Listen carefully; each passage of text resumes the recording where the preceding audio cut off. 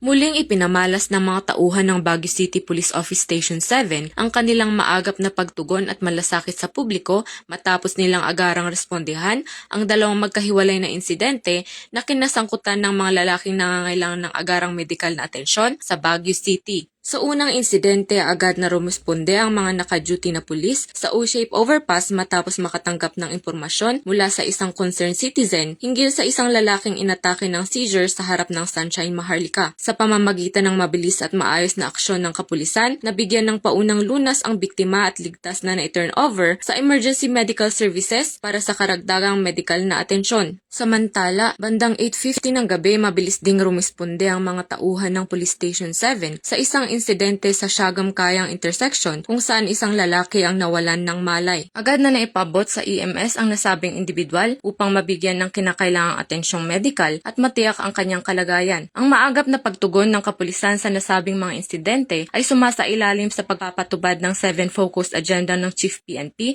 particular sa pagsusulong ng community engagement, public safety at mas pinaigting na police responsiveness upang matiyak ang kaligtasan at kapakanan ng mamamayan. Patuloy na pinatutunayan ng kapulisan ang kanilang kahandaan, dedikasyon at malasakit sa pagbibigay ng mabilis at maaasahang serbisyo para sa bawat mamamayan.